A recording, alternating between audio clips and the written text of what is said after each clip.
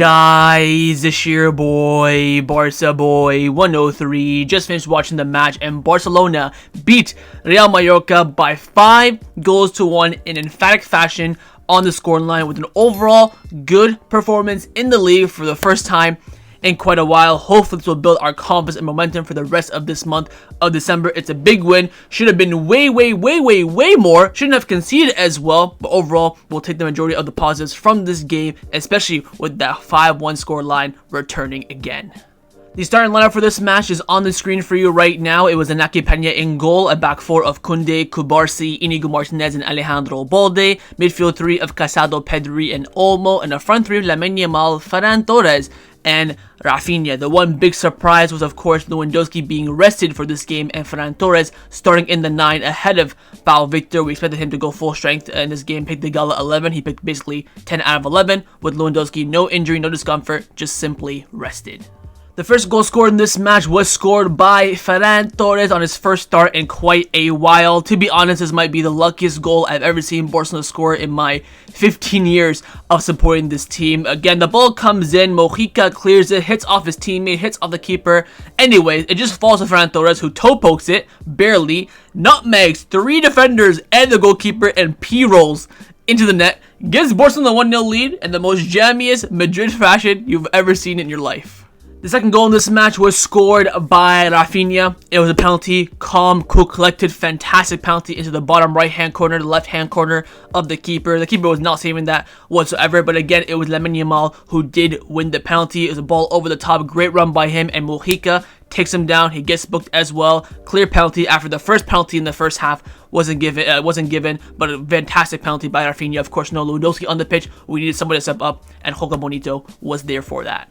And the third goal scored in this match was also scored by Raphinha and also was assisted by Lamine Yamal. Of course, the penalty wasn't really counted as an assist, but this one will go down as a Lamine Yamal assist. And again, yet another orgasmic pass from Yamal. Outside the foot, Trivela cross inside to the box. Fantastically timed run by Raphinha. One time hits it back in the net. It is absolutely superb, full-flowing football, and gives Barcelona the 3-1 lead.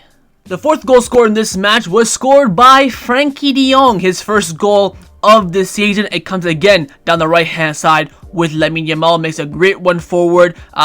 He puts a not great run forward. Sorry, he makes a fantastic pass to Pau Victor, who made a great run forward. Again, very similar to the Las Palmas game. Puts a cross in, cleared off the line from the defender to prevent Raphinha from getting his hat trick. But of course, ball drops to the top of the box. He's open, free man. Frenkie de Jong smashes it into the back of the net and gives Barcelona the 4-1 lead.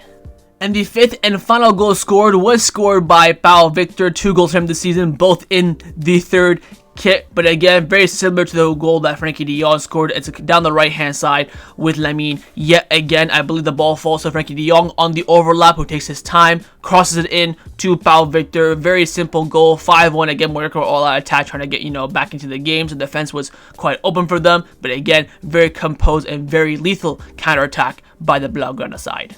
So overall, the team performance rating on the night, I'm going to be giving it a very solid 7 out of 10. I want to give it a 7.5 if I could, put decimal places. I don't think it was quite an 8.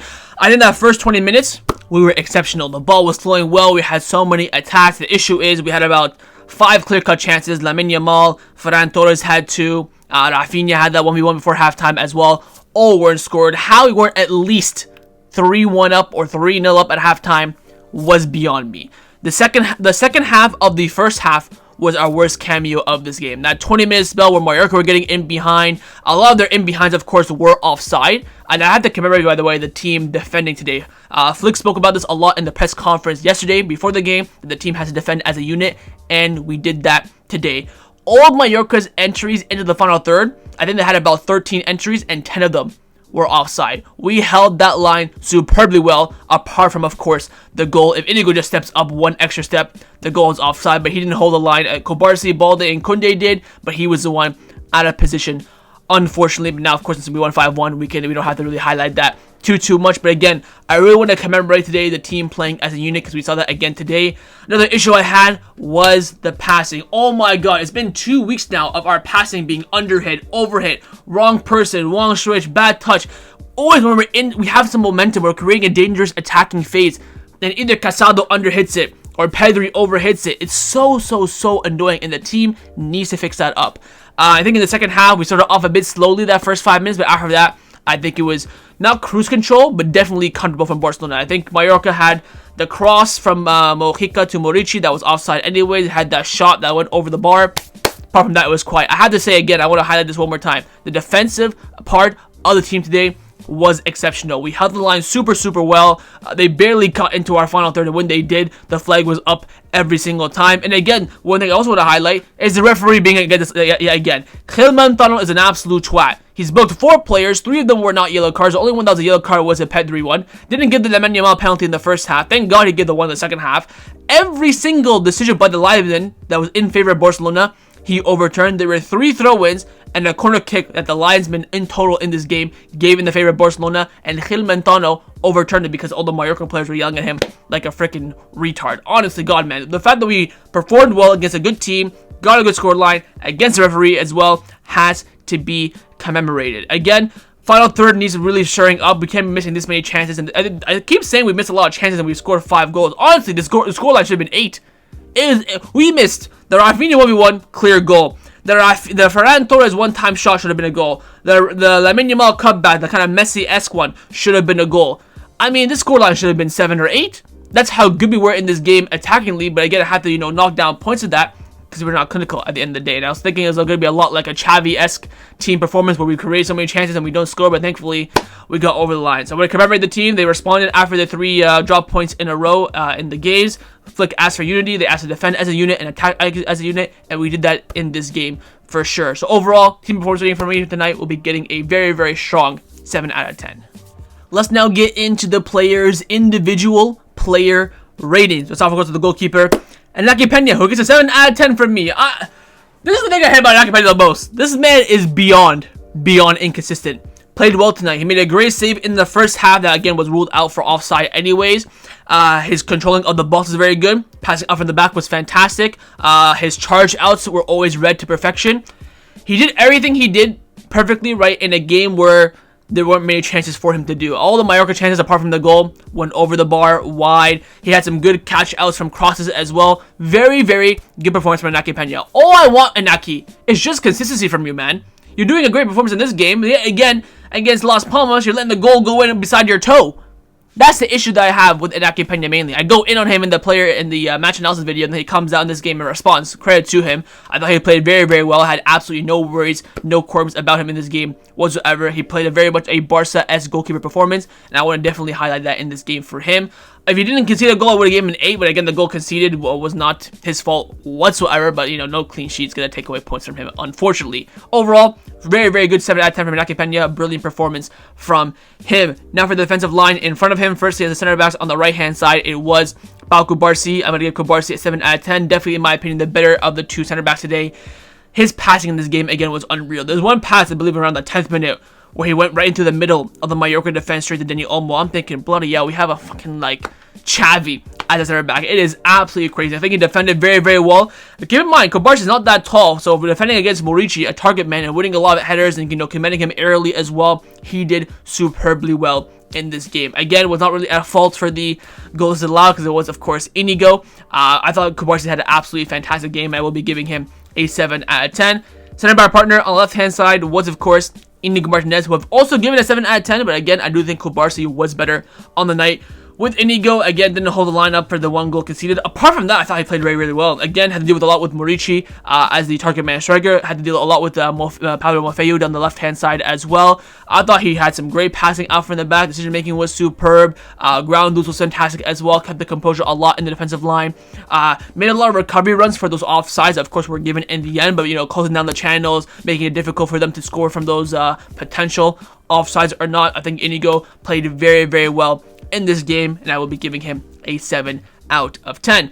Now for the fullbacks, firstly on the left-hand side, it was, of course, Alejandro Balde, and I will be giving Balde tonight a 7 out of 10. Very sturdy performance from him as well. Would have liked to have seen him make some better runs in the final third. I think the defensive aspect and build-up plays where he really shined today. Also, his recovery pace and pace going forward. Crossing it again, it's a real turning point for me with Balde. It's been now 2.5 years of him being inconsistent and not being a proper crosser. Of course, got the great assist for Lewandowski in the Clasico. Apart from that, it's quite hard to think of anyone's other ones this season. He gets into good areas, but again, decision making is not that great. So many times when he's about to cross it, where he can cut it back to Pedri, Dani Olmo at the top of the box, his crosses are too early. He did make a good cross, I believe, for the Ferran Torres chance, or was that Raphinha? I think that was Balde, and that was, of course, a good, well-timed cross, but just gotta show that up a little bit, in my opinion. But apart from that, I think he had a good game, and I will be giving him a 7 out of 10. At right back was Jules Kounde. It is not 4 stinkers in a row. Thank God for that. The Rolls-Royce defender is back. 7 for me. For him, again, I think he handled down that right-hand side very, very well. Again, Mojica was having a good game. He got the better of Lamine Yamal a lot, but Kounde made it quite difficult for him. He didn't really pass Kounde in this game. He only passed Lamine Yamal, but Kounde, the only thing that I really didn't like about him today was his passing, especially in the final third. Made some good runs, looked much more comfortable now, I guess, with the winger in front of him, like Lamine Yamal. When he's playing with, Fermin, Gavi, Raphinha, it makes it quite difficult for him. But with Lamine Yamal, looks much more comfortable. The fluidity between those two was fantastic. But again, some of his final pass in the final third weren't the greatest. And again, the goal that we conceded was not his fault either. I think he played a really, really good game, and I would be giving him a 7 out of 10. Now to the midfield. Firstly, of course, we have Marc Casado in the pivot. I will give Casado a 7 out of 10. Thought he was absolutely fantastic. Again, you can tell how badly we missed him against Las Palmas. Again, I think in the first few minutes he was quite ropey a little bit. I think he's just getting used to not playing. Of course, played against Brest, had basically a week off before this game, but people talk about Lamine Yamal and Depensia. I think we're also Casado and Depensia as well, because he's the only natural pivot that we do have in this team, and it just shows how much of a glue he is from the defense to the attack. Had some great tackles, some great interceptions in this game. Passing again, final third, just like everyone else, wasn't the greatest. He didn't make any, strong actions, just like very similar to, Inigo Cabarsi. Just played at his level, which I think is a 7 out of 10 week in, week out, and you have to commemorate that. Thought he was brilliant, so I will be giving him that scored line, of course. His pivot partner, of course, was Pedri, and I will be giving Pedri an 8 out of 10, and also my man of the match.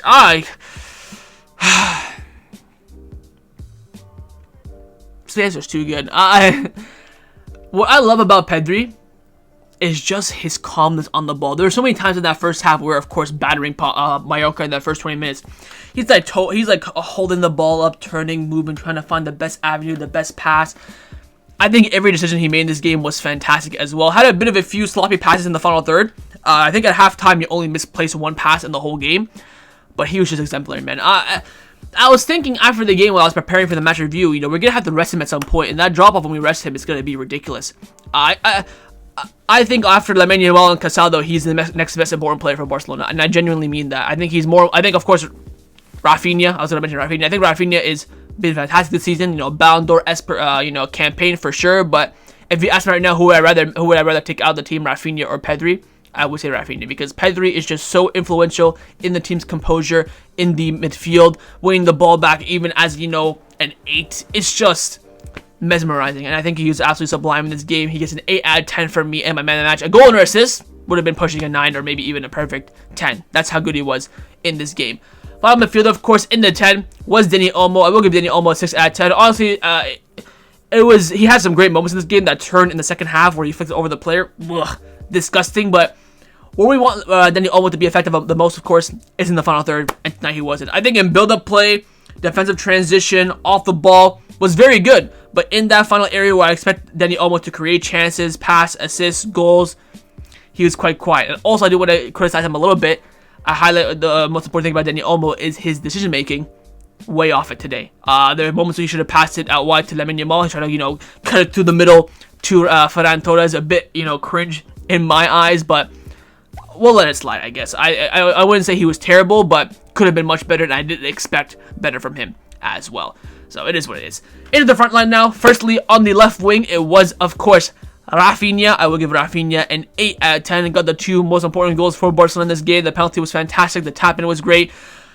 Did, of course, miss that absolute fucking sitter just before halftime. That, for me, would have killed the game as well, even though his third goal did the exact same effect. But in the first half, I thought he wasn't too bad, creating a lot of chances, getting into key areas. But again, we saw a lot of the Raphinha of last season. The decision-making was just woeful from him. When he's trying to cross it to Lamine Yamal, he instead crosses it back to Ferran Torres. When he has to, go for the shot, he'll go and find Balde on the overlap, and the overlap cross from Balde would be blocked for a corner kick. Just that boringness was really what triggered me. But that second half, mesmerizing, was creating, was fluid, making runs in behind, making the correct decision. That was the Raphinha of this season. Of course, got 2 goals as well, so that has to be highlighted. So I will give him an 8 out of 10. Alongside the other winger in Lamine Yamal. I mean, listen, man. I'm going to criticize Lamine Yamal for one thing, and I've been very consistent about this whole entire season.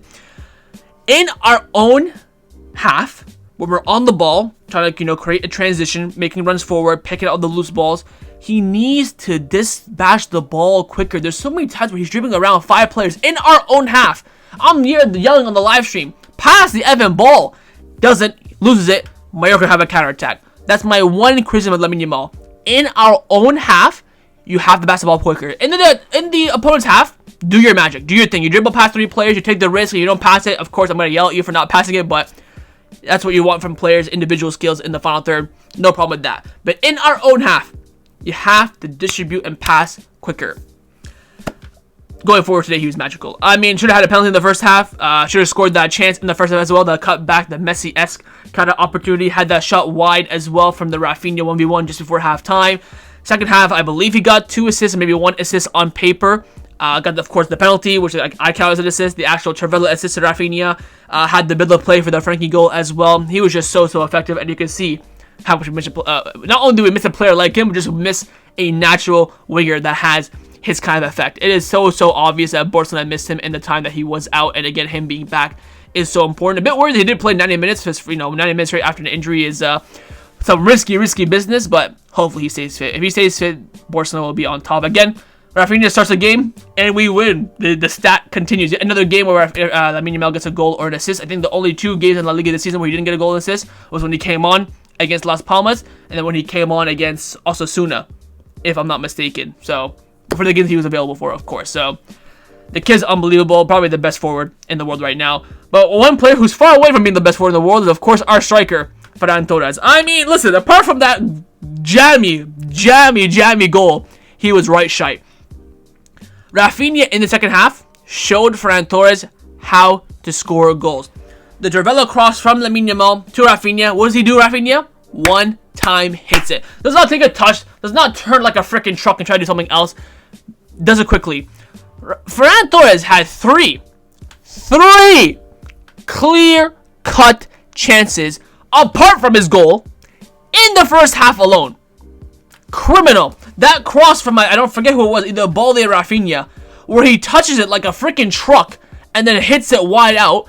Why are you not taking that first time? I get it, he's not a striker, but he's just playing there. He's literally just playing there just to give Lewandowski rest. But hopefully this game opens the eyes for Hansi Flick on why Pau Victor should be starting as a natural 9 ahead of Ferran Torres, because he is just stinky. Gave away so many balls, so many chances. His hold-up play was shite as well. Apart from, again, the jammy goal, did absolutely nothing. I celebrated. I said the shark was back, but the shark is far from the sea. 5 out of 10 for me. It was not the best performance from him.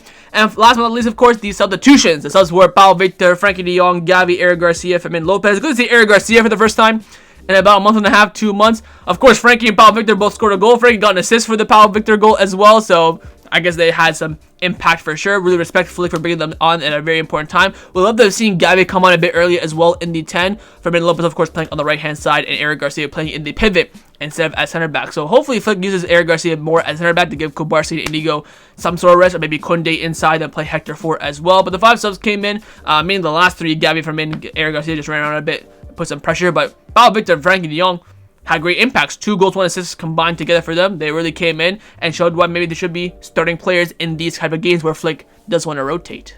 And last but not the least is, of course, the manager, Hansi Flick, who tonight for me will be getting an 8 out of 10. 3 points, great starting lineup apart from Ferran Torres. Hopefully he learns from that. Substitutions were great as well. Passes of play. You can't, if we kept the clean sheet, I probably would have given him a 9. And again, that clean sheet was given away due to his philosophy, of course, keeping the high line, but not his fault exactly, because if Inigo just kept that line, the goal wouldn't have counted. But I really want to commemorate Hansi Flick's in-game management today yet again. The substitutions were great. Again, just really wanted them a bit earlier, use the squad a bit more. I think his halftime talk was absolutely key, going 1-1 at halftime, especially after missing the 2 clear-cut chances from Raphinha and Lamine Yamal, keeping the team composed, saying, look guys, I know you guys are probably feeling down right now, but again, we're playing better. The chances are coming in. Again, the chance creation all comes from the manager's tactics as well. We created so many chances in this game, so credit where it's due for Hansi Flick. The only thing where I think he could improve is, again, when you want to rest Lewandowski, start a natural 9. If you don't have Pau Victor, he's injured, you start Ferran Torres, sure. I tweeted this before the game, and I'll say it again. The only reason why Ferran Torres started this game is because he's on more money than Pau Victor. He costs more. He's a bigger name player. That is it. He's not starting on ability, and I think Flick needs to prioritize ability over player name, essentially, is what I'm trying to say. In all areas of the pitch, not just the striker position. You know, starting Hector Fort in key areas as well. Maybe Eric Garcia in center back instead of in the midfield. Stuff like that, where hopefully Flick will adapt. But again, fantastic for him today. Got so huge 3 points. He gets an 8 out of 10 from me. So that was a match review for Real Mallorca versus Barcelona in La Liga. Hopefully you guys enjoyed this video. If you did, of course, make sure you drop a like down below. And of course, in the comments down below as well, let me know your thoughts on everything we did discuss. The main thing I want to see, of course, is your thoughts on the performance, your player ratings, and your manager rating as well. And of course, make sure you guys subscribe down below if you haven't already. And I will see you guys next time on the channel. Take care and Forza Barca.